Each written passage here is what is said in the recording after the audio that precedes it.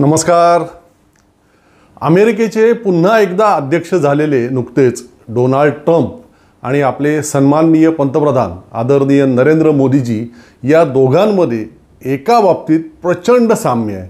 म्हणजे तसं तर बऱ्याच बाबतीत कमी अधिक प्रमाणात साम्य आहेच आहे दोघांमध्ये, परंतु एका महत्त्वाच्या बाबतीत मात्र प्रचंड साम्य आहे आणि ते म्हणजे हे दोघेही प्रचंड खोटं बोलतात आणि ते सुद्धा रेटून बोलतात. अगदी केवळ इतकंच नाही तर एखाद्या विषयावरती आपण पूर्वीच्या काही काळामध्ये काय बोललोय आणि आता त्याचबाबत नेमकं काय बोलतोय याचं भान जाणीवपूर्वक विसरण्याचं या दोघांचं कसबसुद्धा अगदी अफलातून आहे.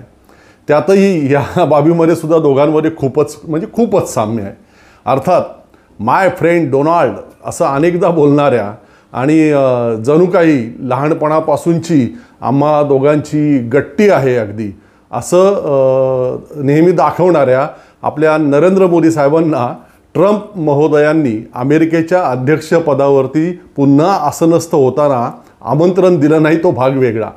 बिचारे आपले ते परराष्ट्र मंत्री जयशंकर त्यासाठी त्या आधीच्या महिनाभर अमेरिकेमध्ये ताटकळत बसून फिल्डिंग लावण्याचा प्रयत्न करीत होते, परंतु ते नाहीच आलं आमंत्रण शेवटी आपल्याला. डोनाल्ड ट्रम्प यांनी त्या चीनच्या क्षी जिनपिंगना आमंत्रण दिलं, परंतु मोदींना मात्र टाळलं. ते जिनपिंग पण असे आडेलतट्टू की आमंत्रण मिळूनसुद्धा ते नाहीच गेले अमेरिकेला त्या सोहळ्याला. आणि इकडे आपले साहेब जाण्यासाठी तयार होते तर त्यांना मुळात आमंत्रणच आलं नाही. असो, आता येत्या 13 फेब्रुवारीला जाणार आहेत आपले पंतप्रधान तिकडे व्हाईट हाऊसमध्ये. त्यांच्यासाठी मोठी दावत आयोजित करण्यात आल्याचं वृत्त आहे. परंतु पुन्हा त्याआधीच बेकायदेशीर मार्गांनी अमेरिकेमध्ये प्रवेश करून तिथे राहत असलेल्या भारतीयांना अक्षरशः साखळदंडाने त्यांचे हात बांधून सामान वाहतुकीसाठी असलेल्या विमानांमध्ये लगेचच्या ठिकाणी टाकून भारतामध्ये पाठवायला त्यांना ट्रम्प महोदयांनी सुरुवात करून टाकले. एकूण 1,10,00,000 लोक बेकायदेशीरपणे वेगवेगळ्या देशातले अमेरिकेमध्ये राहतात असं ट्रम्प प्रशासनाचं म्हणणं आहे आणि त्यातील तब्बल 7.5 लाख लोक भारतीय आहेत म्हणे. टप्प्याटप्प्याने त्यातल्या 18,000 लोकांना प्रथम भारतात पाठवण्याची सगळी कारवाई सुरू करण्यात आली आहे आणि त्यापैकी 200-250 लोकांचं काल निघालेलं पहिलं विमान आज आपल्या देशामध्ये म्हणजे भारतामध्ये उतरेल. नरेंद्र मोदी अमेरिकेत येतील, मग चर्चा होईल, मग पाहू असा काहीही विचार न करता ट्रम्प महोदयांनी आपली कारवाई सुरू करून टाकली. आणि तुम्ही पाठवा आमच्या घुसखोरांना मायदेशी परत, आम्ही त्यांचा स्वीकार करून टाकू असं आपल्या परराष्ट्र मंत्र्यांनी आधीच म्हणजे तिथे अमेरिकेत असतानाच अमेरिकेला सांगून टाकलेलं आहे. हे जे लाखो भारतीय लोक बेकायदेशीर मार्गांनी अमेरिकेमध्ये घुसलेत आणि तिथे राहत आहेत त्यामध्ये सर्वाधिक लोक भारतातील कोणत्या राज्यातले आहेत माहिती आहे? दिल्ली, उत्तर प्रदेश, बिहार नाही, अजिबात नाही, गुजरात. अमेरिकेत बेकायदेशीर मार्गाने शिरून तिथं राहणारे बहुतांश लोक गुजरातचे आहेत. मागच्या वर्षी अशा प्रकारे घुसखोरी करणाऱ्या तब्बल लाखभर भारतीय लोकांना अमेरिका आणि त्या मेक्सिकोच्या बॉर्डरवरती अमेरिकन प्रशासनानं पकडलं. त्याच्यामध्ये तब्बल 60,000हून अधिक लोक एकट्या गुजराती होते. आणि नरेंद्र मोदी आपण मुख्यमंत्री असताना गुजरातचा कसा कायापालट करून टाकला त्याचा डांगोरा सगळीकडे पिटत असतात. गुजरातमध्ये जर उद्योगधंदे रोजगार योग्य प्रमाणात निर्माण झाले असते, या लोकांना तिथंच उद्योगधंदे रोजगार मिळाले असते, तर मग कशाला अशा प्रकारे हाराकिरी करून बेकायदेशीर पद्धतीने ते अमेरिकेला पोचले असते.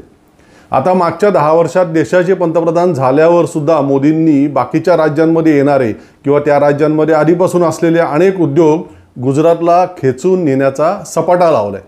महाराष्ट्राने तर आपण खूपच मोठा अनुभव घेतला विदारक या सगळ्याचा. आणि तरीसुद्धा रोजगाराच्या शोधात अमेरिकेला जाऊ इच्छिणाऱ्या गुजराती लोकांची संख्या अजिबात कमी झालेली नाही, हे विशेष. असो, या विषयावरती काही सविस्तर एपिसोड आपण यापूर्वी केलेले आहेत 1-2. जिज्ञासूंनी ते अधिक माहिती मिळावी अशी त्यांची इच्छा असेल तर जरूर पाहावेत. तर असे आपले मोदी साहेब राष्ट्रपतींच्या अभिभाषणावर काल संसदेत तब्बल 1.5 तासाहून अधिक वेळ बोलले. आपण किती करोड घरं बांधली आपल्या काळामध्ये, किती करोड लोकांना नळानं पाणी पुरवठ्याची व्यवस्था केली, किती शौचालयं बांधली वगैरे वगैरे वगैरे सगळं बरंच काही असं. पण हे जे अमेरिकेने तिथल्या भारतीयांना परत पाठवायला आता सुरुवात केलेली आहे साखळदंड वगैरे बांधून, त्यावर ते एक चकार शब्दसुद्धा ते बोलले नाहीत. डॉलरसमोर रुपया जो पूर्ण अधोगतीला गेला आहे त्यावर ते एक शब्दसुद्धा ते बोलले नाहीत. नेहरूंच्या काळात असं होतं, नेहरूंच्या काळात तसं होतं, इंदिराजींच्या काळात तसं होतं, या त्यांच्या नेहमीच्या दोघांना कालच्या भाषणातसुद्धा होत्याच. परंतु नेहरूंच्या काळामध्ये $1 किंमत 4.5 ते 5 रुपये होती अवघी. आता ती 87 रुपये झालेली आहे, सर्वकालिक तळाला गेलेली आहे. त्यावर ते एक शब्दसुद्धा बोललेले नाहीत. आठवतं ना या विषयावरती पूर्वी आपले मोदी साहेब काय बोलायचे, अगदी टोचून टोचून. देश की विकास दर का जो फिगर आया है वो बहुत ही चिंताजनक है. प्रधानमंत्री 2-3 महीने पहले जयपुर में आए थे प्रवासी भारतीय दिवस में, और उन्होंने डंके की चोट पे कहा था कि 7% विकास दर होगा. अभी मार्च महीने में राज्यसभा के अंदर उन्होंने कहा था 7% होगा. यानी मार्च महीने तक अनुमान भी नहीं था भारत सरकार को कि क्या हालत होने वाली है. और कल जब पता चला कि इतना नीचे गिर गए, देखिए 3 बातें हैं जिसको कारण बड़ी चिंता का विषय बनता है. एक, विकास दर का इस प्रकार से नीचे गिरना. दूसरा, रुपया तेजी से कमजोर हो जाना. और तीसरा, इन्फ्लेशन इतनी तेजी से बढ़ना. ये 3 चीजें ऐसी हैं कि जिसके लगता है कि पूरी स्थिति डावाडोल हो चुकी है.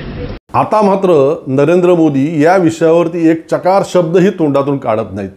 आपल्या भाषणामध्ये सिनेमाचे जे हिरो लोक डायलॉग मारतात त्याप्रमाणे काही डायलॉग मोदी मारतात आणि मग त्यांचे सगळे खासदार त्यावर समोरचे बाकडे बडवत बसतात. असे अपने लिए तो सब करते हैं, खुद के लिए जीने वालों की जमात बहुत छोटी नहीं है. संविधान के लिए जीने वाले यहाँ बैठे हैं.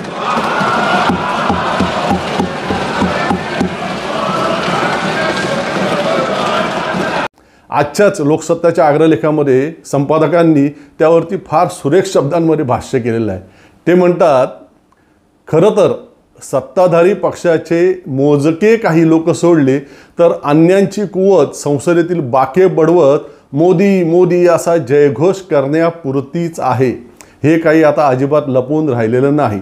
कारण आपलं लांगुल चालन, लाळघोटेपणा, हुजरेगिरीची वृत्ती लपवावी असं सुद्धा या सगळ्यांना आता अजिबात वाटेन असं झालेलं आहे. इतकी ही मंडळी सपक आणि पचपचित आहेत. म्हणजे कोण? भाजपचे आणि त्यांच्या संलग्न पक्षाचे खासदार. असो, महाराष्ट्र विधानसभेतील विजयाबाबत सुद्धा मोदींनी कालच्या भाषणामध्ये अगदी आवाज चढवून, छाती फुगवून गौरवपूर्ण उल्लेख केला. आदरणीय अध्यक्ष जी, महाराष्ट्र में भी ऐतिहासिक परिणाम, जनता जनार्दन के आशीर्वाद. महाराष्ट्र के इतिहास में सत्ता पक्ष के पास इतनी सीटें पहली बार ये जनता जनार्दन के आशीर्वाद से हम करके आए हैं. परंतु हा सगळा उल्लेख करीत असताना त्याच्या आदल्या दिवशी राहुल गांधींनी जे मुद्दे आपल्या भाषणामध्ये उपस्थित केले होते किंवा विविध पक्षांनी न्यायालयामध्ये याबाबत जी धाव घेतलेली आहे की तब्बल 70 लाख मतदार लोकसभेच्या नंतर अवघ्या 4 महिन्यांमध्ये विधानसभेला कसे वाढले, एकेका बिल्डिंगमध्ये, आणि ते सुद्धा शहरात नव्हे तर ग्रामीण भागामध्ये 7-7 हजार मतदार एकाच पत्त्यावरती कसे काय नोंदवले गेले, याबाबत नरेंद्र मोदी काहीही बोलले नाहीत. मतदानाची वेळ संपल्यानंतर झालेल्या लक्ष वाढीची जी मतदान झालेलं आहे त्याबाबत आणि मतदान आणि मतमोजणीत मतांच्या आकडेवारीत जी तफावत झालेली आहे त्याबाबत जे आक्षेप घेतलेले आहेत त्याबाबत मोदी एकही शब्दाने चकार शब्द बोललेले नाहीत. उलट निवडणूक आयोगाच्या संदर्भात ते कालच्या भाषणामध्ये काय बोलले बघा. चुनाव आयोग की कमेटियां, आदरणीय अध्यक्ष जी, पहले तो प्रधानमंत्री फाइल करके निकालते थे. ये हम हैं जिसने ऑपोजिशन के लीडर को भी उस कमेटी में बिठाया है.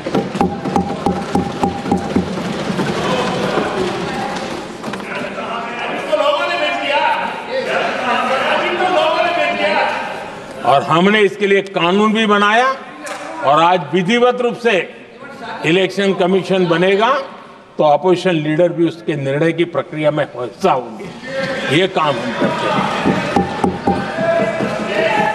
और ये मैंने पहले ही कहा, हम इसलिए करते हैं कि हम संविधान को जीते हैं। खरं म्हणजे या संदर्भात सर्वोच्च न्यायालयामध्ये सुनावणी झाली 2023ला आणि न्यायालयाच्या 5 सदस्यीय पीठानं हे स्पष्टपणे आदेश दिलेला होता या संदर्भात की देशाचे पंतप्रधान, लोकसभेतील विरोधी पक्षनेते आणि सुप्रीम कोर्टाचे सरन्यायाधीश अशा 3 जणांची समिती मुख्य निवडणूक आयुक्तांची निवड आणि नेमणूक करेल देशाच्या। परंतु नरेंद्र मोदींनी तो आदेश पूर्णपणे डावलला आणि संसदेतील बहुमताचा आधार घेऊन त्याच्यामध्ये बदल केला। पंतप्रधान, गृहमंत्री आणि विरोधी पक्षनेते यांची समिती निवडणूक आयुक्तांची निवड करेल अशा प्रकारे त्याच्यामध्ये त्यांनी पद्धत आणली। त्यात अर्थातच आता पंतप्रधान आणि गृहमंत्री दोन्ही एकाच बाजूचे आणि त्यांचंच बहुमत राहणार। विरोधी पक्षनेता केवळ नावाला दिखाव्यासाठी राहणार नाही का। हे सगळं मोदींनी कशाकरता घडवलं तर ते सगळं आपण आता या सगळ्या निकालांमध्ये पाहतोय। निवडणूक आयोग ज्याप्रमाणे नरेंद्र मोदींसाठी जे काही सगळं करतोय त्यातच त्या प्रश्नाचं उत्तर आहे त्या सगळ्याचं। आणि मोदीवर म्हणतात की आम्ही संविधानाचे पालन करते आहोत वगैरे। कालच्या आपल्या भाषणात त्यांनी पुन्हा एकदा आपण काश्मीरचं ते 370 कसं हटवलं त्याची टिमकी वाजवून घेतली। आदरणीय अध्यक्ष जी, 7 दशक तक जम्मू एंड कश्मीर और लद्दाख उसे संविधान के अधिकारों से वंचित रखा गया।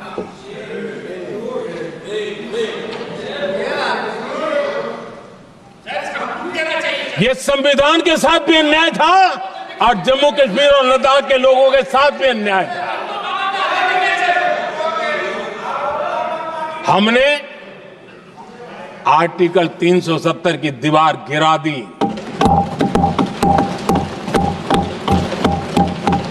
अब जम्मू कश्मीर और लद्दाख के उन राज्यों को, देशवासियों को जो अधिकार हैं वो अधिकार उनको मिल रहे हैं। खरं म्हणजे ज्या सरदार वल्लभभाई पटेल यांचा कालच्या भाषणामध्ये नरेंद्र मोदींनी अत्यंत अभिमानाने उल्लेख केला। त्यांनी कशा प्रकारे भारताला एकसंध केलं वगैरे ते त्यांनी सांगितलं।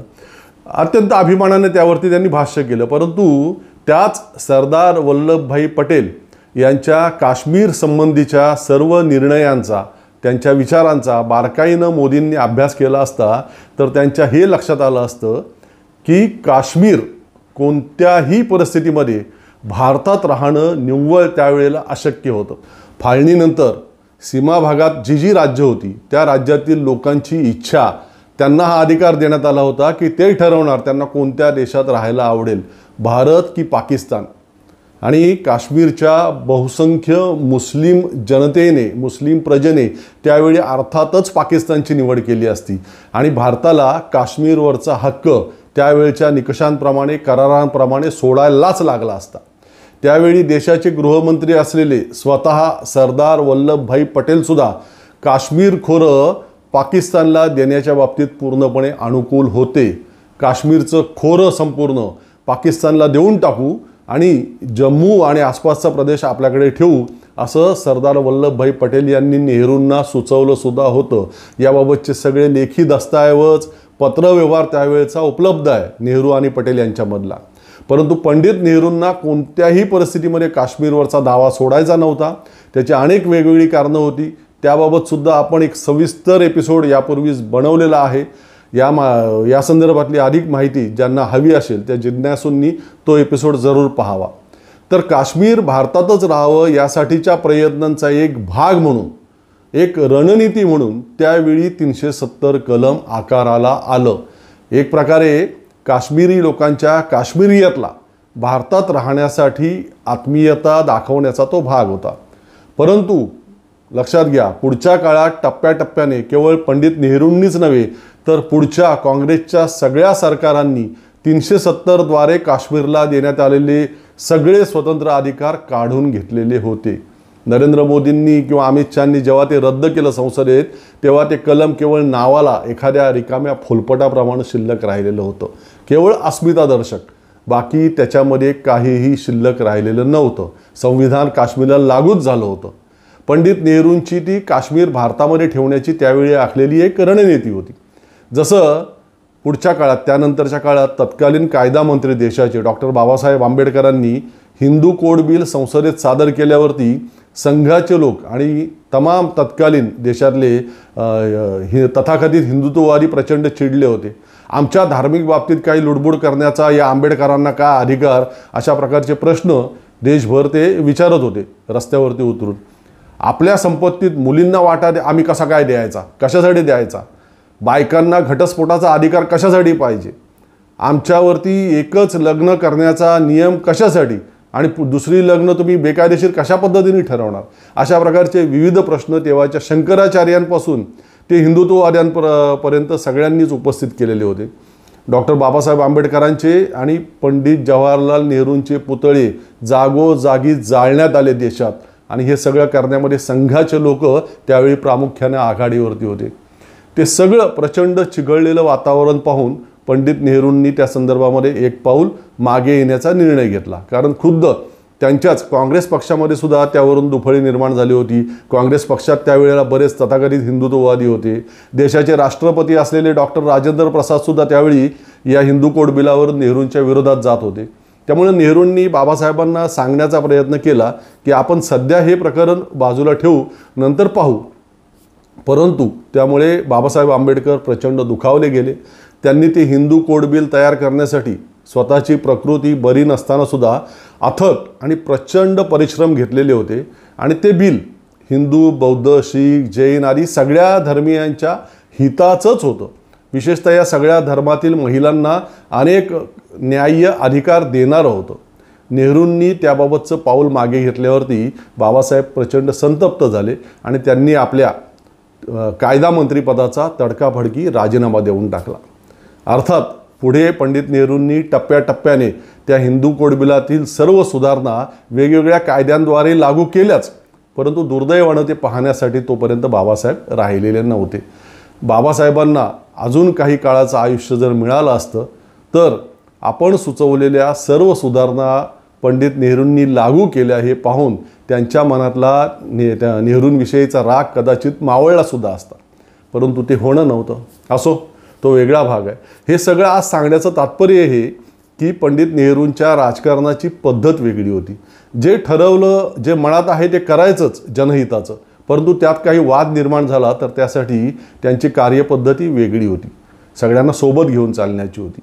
अर्थात नरेंद्र मोदींना हे सगळं ठाऊक असण्याचं काहीच कारण नाही, कारण हा सगळा इतिहास जाणून घ्यायचा तर देशाच्या म्हणजे स्वातंत्र्य चळवळीचा, त्यानंतरच्या अत्यंत प्रतिकूल परिस्थितीमध्ये देश कसा उभा राहिला त्या सगळ्या पंडित नेहरू आणि सगळ्या नेत्यांच्या काळात, तो काही वर्षाचा नीट अभ्यास करायला हवा. परंतु त्यात खूप वेळ जाणार. मग परदेश दौऱ्यांवरती कोण जाणार, आणि जेव्हा इथे देशात असू तेव्हा त्या फुटकळ कंगना राणावत सारख्या नटीचे फालतू प्रोपगंडा चित्रपट पाहायला मग वेळ कसा काय मिळणार, नाही का. असो, आदरणीय नरेंद्र मोदींचं आजचं कुंभमेळ्यातलं स्नान वगैरे पाहिलं का नाही. दिल्लीत मतदान चालू आहे ना आज, नरेंद्र मोदींचं तिकडे स्नान चालू आहे, लाईव्ह चालू होतं सगळीकडे. ते केवळ पाहिल्याने सुद्धा पुण्य मिळतं बरं, असं त्यांच्या भक्तांचं म्हणणं आहे, मोदींच्या भक्तांचं. पहा, परंतु ते पाहण्याआधी आपला अभिव्यक्ती चॅनल मात्र आवर्जून सबस्क्राईब करा, नाहीतर ते गंगा स्नान पाहण्याच्या नादामध्ये ही महत्त्वाची गोष्ट विसरून जाल. एपिसोड आवडला आवडत असेल तर जरूर लाईक करा, शेअर करा. आपल्या प्रतिक्रियासुद्धा मला आवर्जून कळवा, मी त्याची वाट पाहतो. पुन्हा भेटू लवकरच. तोपर्यंत धन्यवाद.